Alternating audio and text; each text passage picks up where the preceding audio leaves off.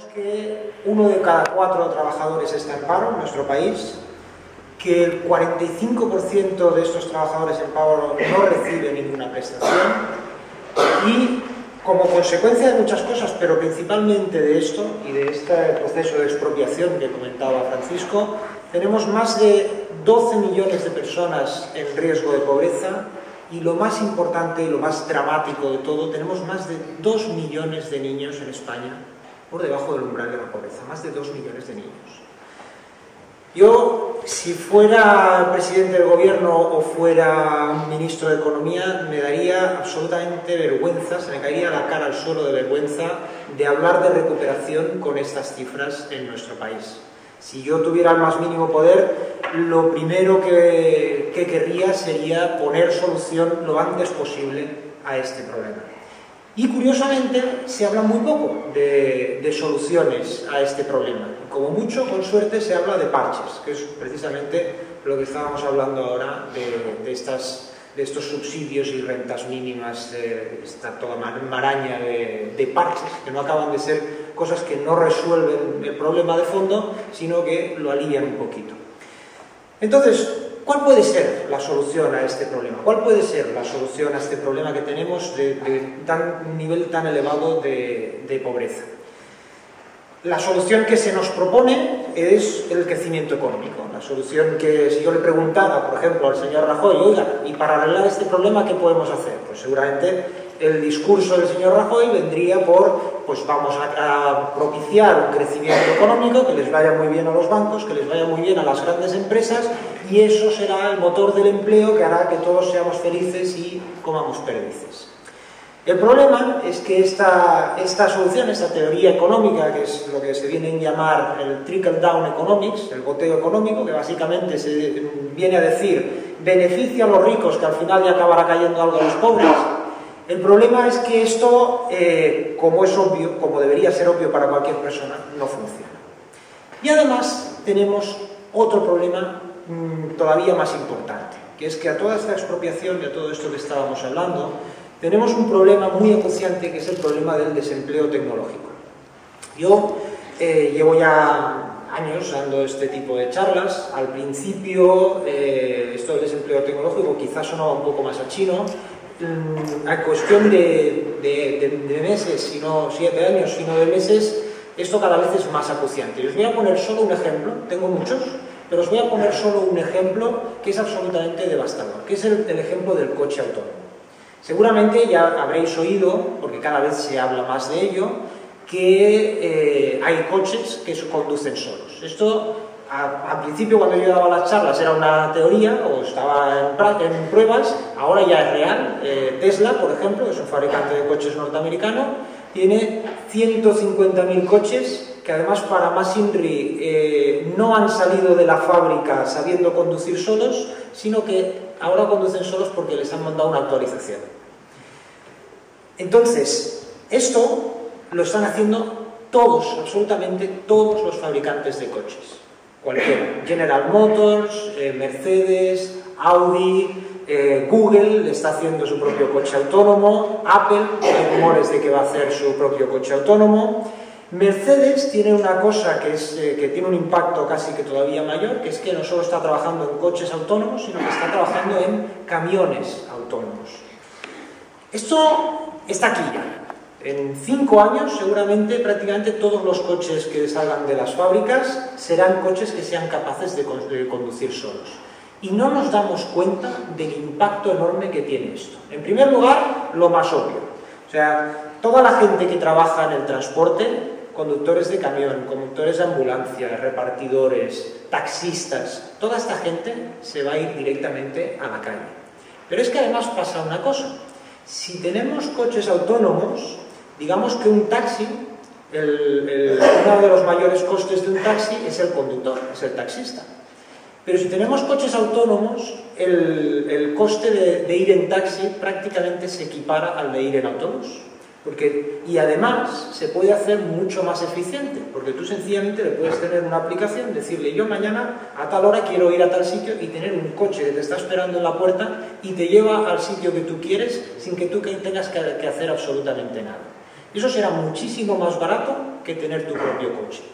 Si esto se produce, realmente solo hará falta fabricar pues, aproximadamente el 10% o el 20% de los coches que tenemos hoy en circulación.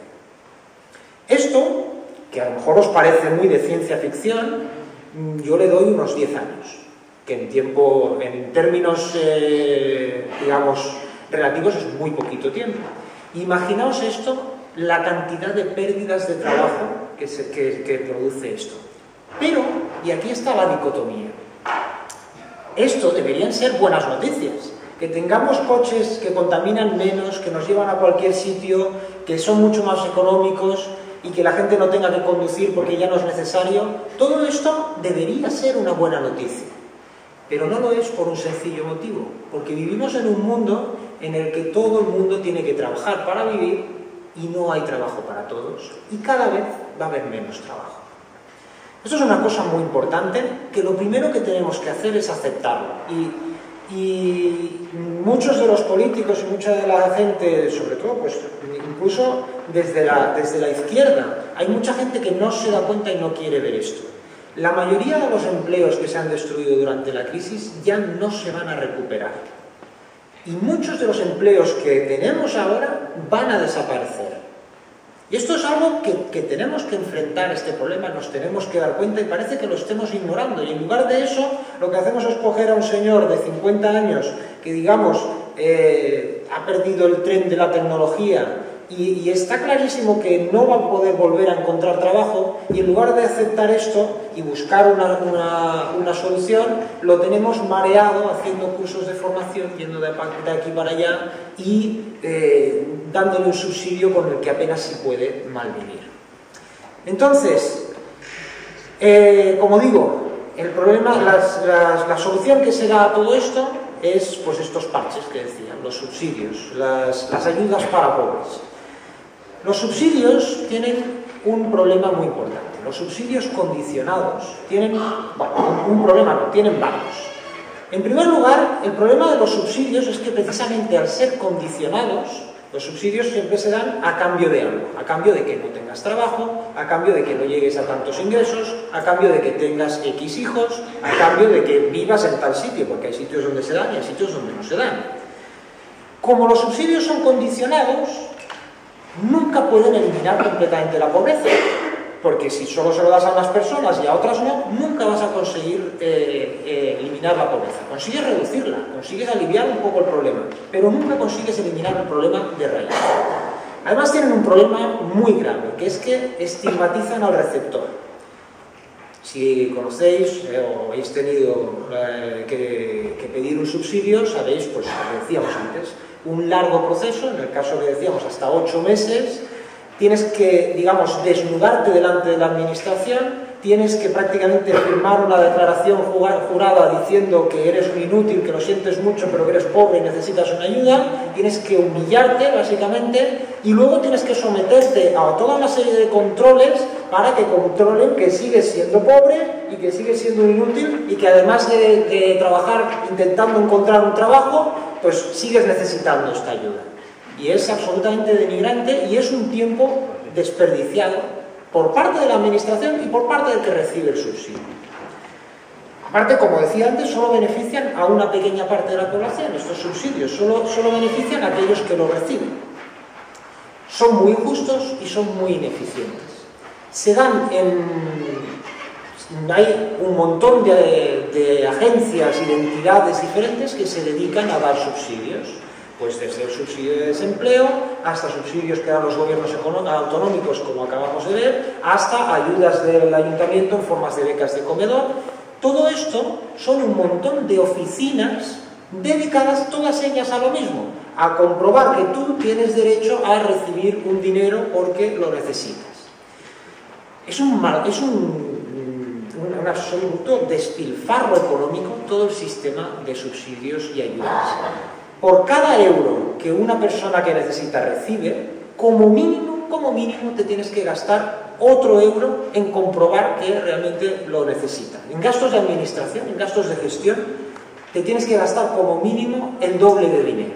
Es un sistema absolutamente ineficiente. Y además de ser ineficiente, es un sistema absolutamente injusto. Porque hay gente que a lo mejor no se ha enterado de que dan X subsidio. Hay gente que a lo mejor se ha enterado y ha hecho todos los trámites, pero porque le falta un papel no se lo dan. O hay gente que vive en un pueblo en el que dan unas ayudas y en el pueblo de al lado no las dan. Y como consecuencia de todo esto, hay gente que recibe múltiples subsidios y múltiples ayudas y hay gente que no recibe ninguna. Es totalmente injusto. Entonces, aparte de esto, hay otra cosa bastante irónica, que reciben, en realidad, los ricos reciben más subsidios que los pobres. Porque la agencia tributaria no da subsidios, pero sí que perdona dinero. Te perdona dinero, hay toda una serie de deducciones de la cuota, reducciones de la base imponible, que al final lo que es dinero que tú tendrías que pagar de impuestos, pero no los pagas porque tienes un plan de pensiones privado o porque tienes una vivienda, que cuanto más grande sea la vivienda, más te vas a ahorrar, y al final lo que ocurre es que le estamos perdonando, le estamos subsidiando a los que más tienen y le estamos dejando sin cobertura a los que más lo necesitan, lo cual es ya absolutamente demencial. El sistema de ayudas y subsidios existente es absolutamente una locura. Entonces, frente a esto, y ahora ya sí que vamos a entrar en el lleno de la propuesta, ¿en qué consiste la propuesta de la renta básica? Yo me imagino que muchos de los que estaréis aquí lo sabéis, pero lo explicaré de todas maneras.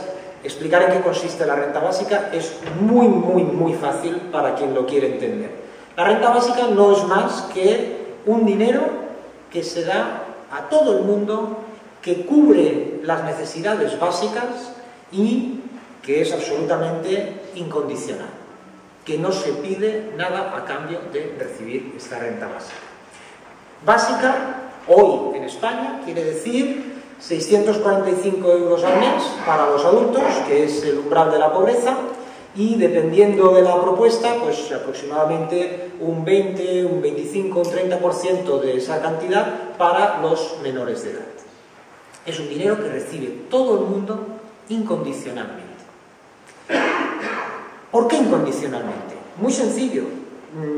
Y es que sorprende a veces por qué tengas que explicar que la renta básica debería ser algo incondicional. Se supone, como tú bien has explicado antes, se supone que ya estamos de acuerdo desde hace más de 200 años o desde hace 70 años que se hizo la Declaración Universal de los Derechos Humanos, ya estamos de acuerdo en que todo el mundo tiene derecho a vivir y que todo el mundo tiene derecho a la existencia material. Y eso, en nuestra sociedad actual, quiere decir que todo el mundo tiene que tener derecho a un dinero mínimo que le garantice una vivienda, un vestido, una alimentación. Pero es que esto debería ser absolutamente claro y meridiano para cualquiera. Se supone que ya estábamos de acuerdo con esto. Por eso la renta básica tiene que ser incondicional, porque es la única manera de garantizar que todo el mundo va a recibir lo mínimo para vivir.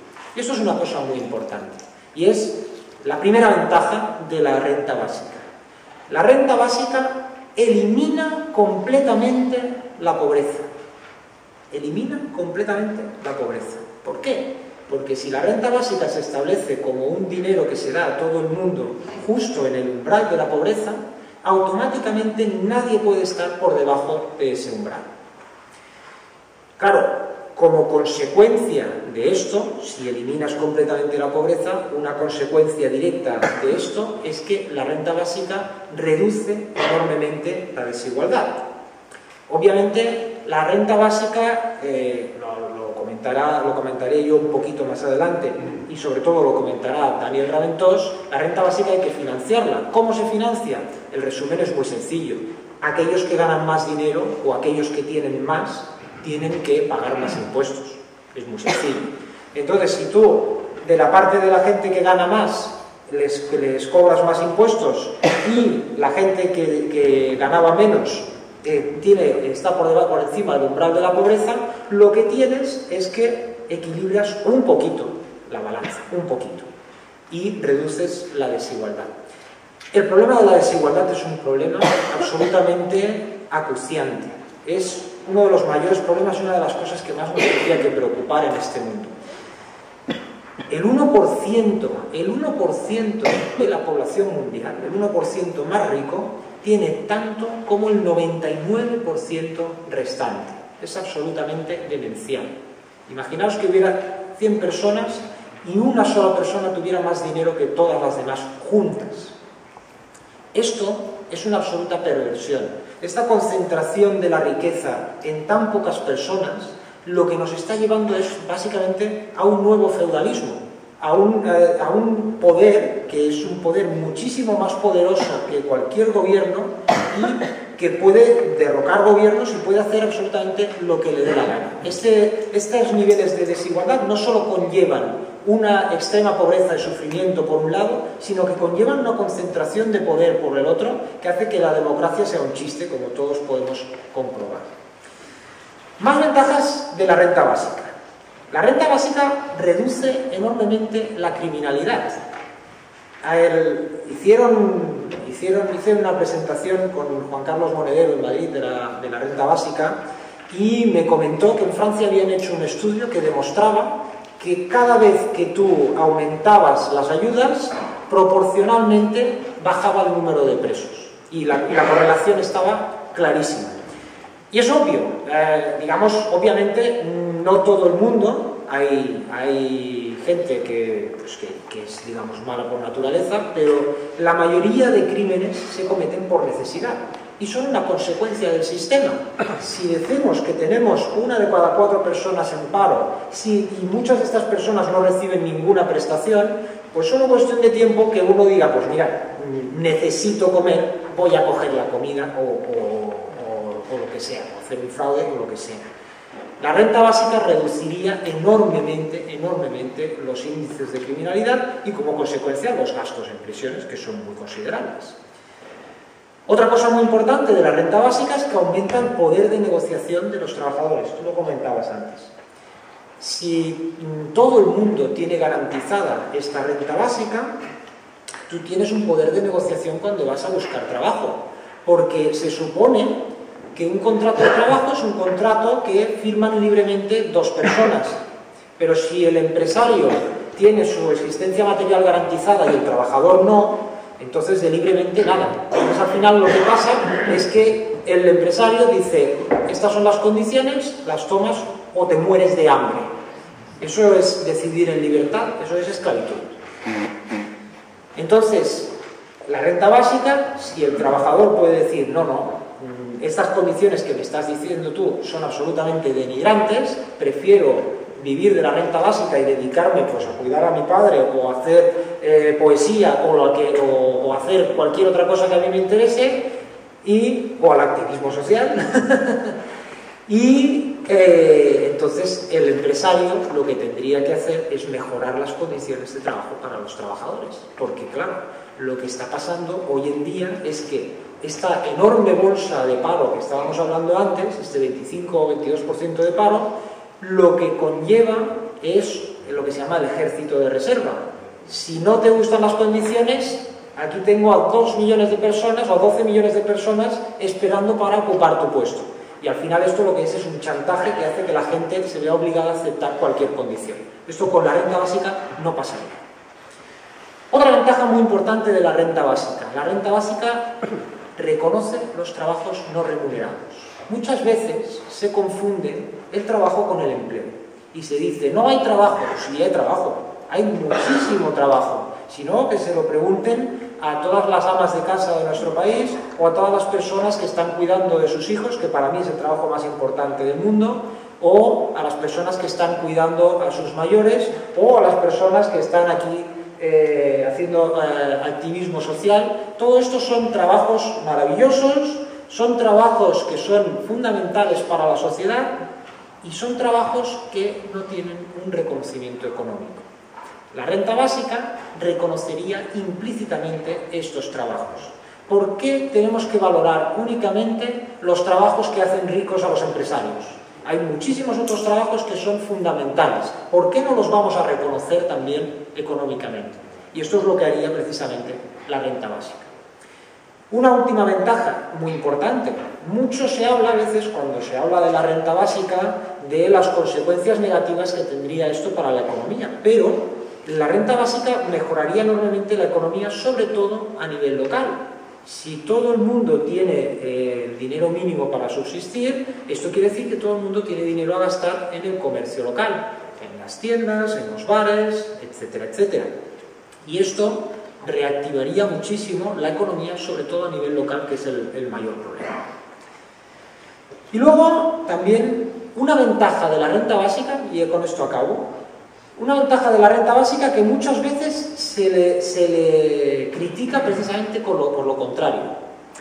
Muchas veces se dice, vale, esto está muy bien, esto de la renta básica, dar dinero a todo el mundo, pero tenemos un problema muy importante. Si le damos dinero a todo el mundo, la gente va a dejar de trabajar y la economía va a colapsar y nos vamos a morir todos de hambre y va a ser el apocalipsis.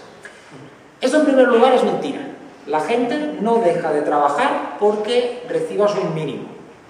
La renta básica lo único que hace es garantizar el mínimo. Garantiza que no te vas a morir de hambre, que vas a tener unas condiciones materiales dignas. Pero los seres humanos, afortunadamente, aspiramos a muchísimo más que eso.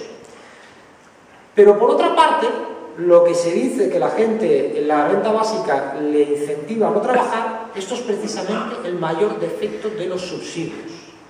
Porque los subsidios, al ser condicionados, si tú estás recibiendo un subsidio, una ayuda de 400 euros de pagado de larga duración, por ejemplo, si encuentras un trabajo y te dicen, mira, aquí tienes un trabajo de 400 euros.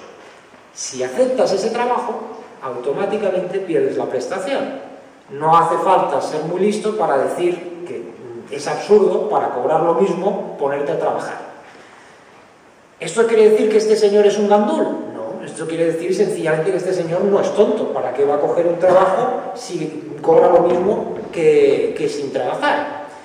Esto es lo que se llama la trampa de la pobreza. Como el subsidio es condicionado, cuando empiezas a trabajar lo pierdes, tienes un salto muy enorme hasta que el trabajar te compensa. En cambio, con la renta básica esto no pasa.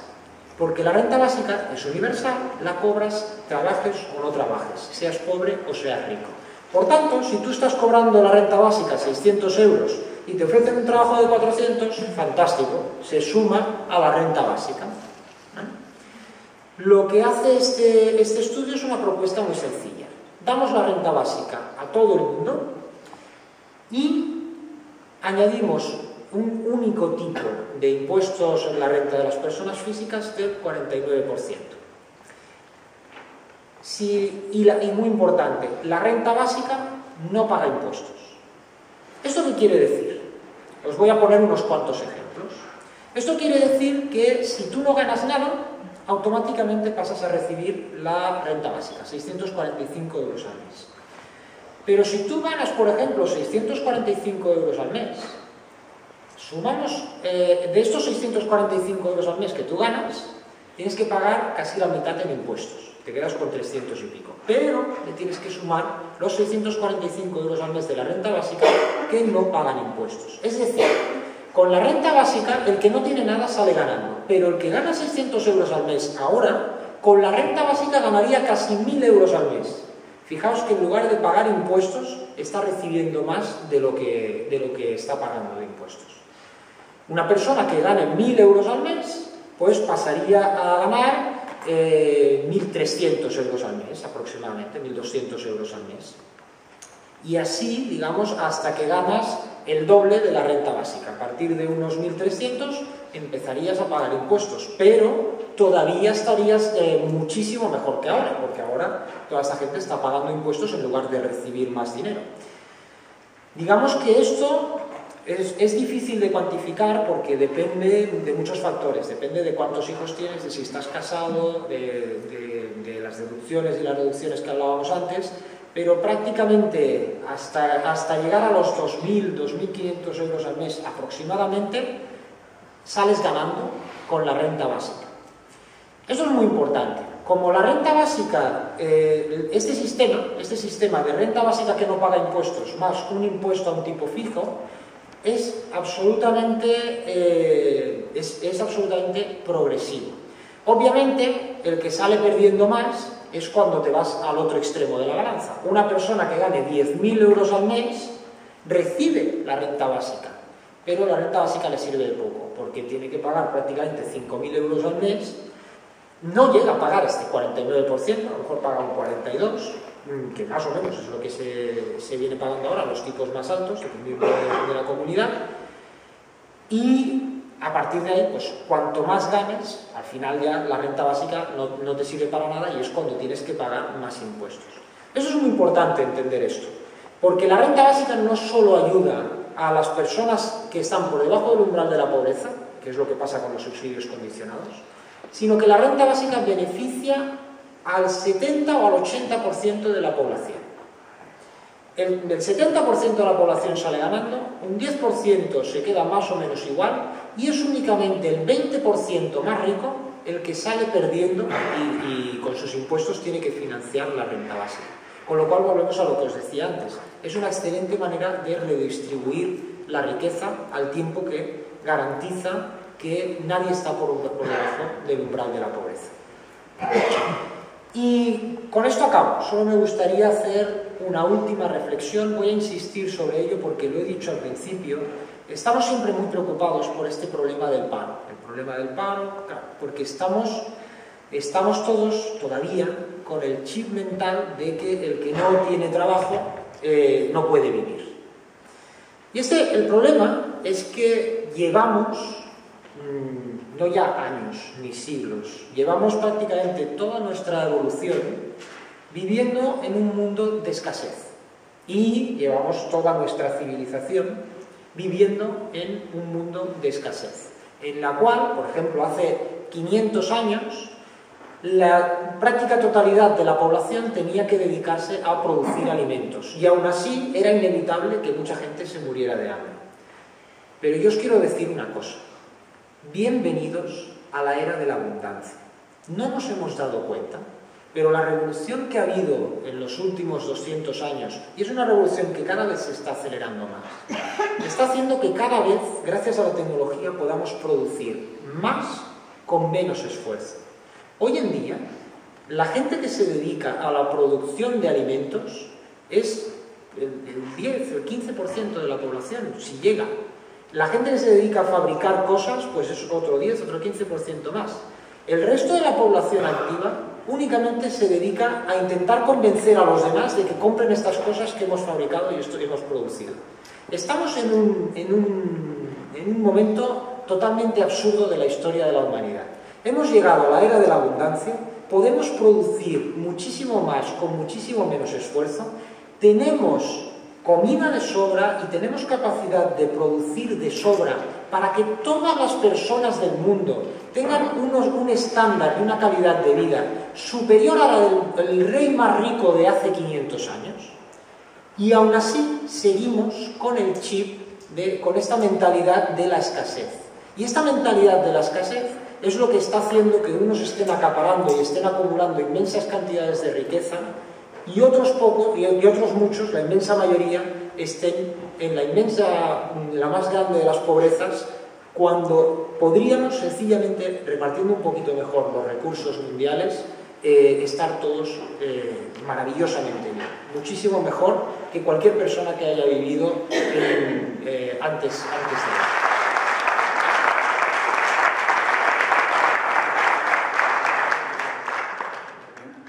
Gracias, Héctor, por esta muy sugestiva charla.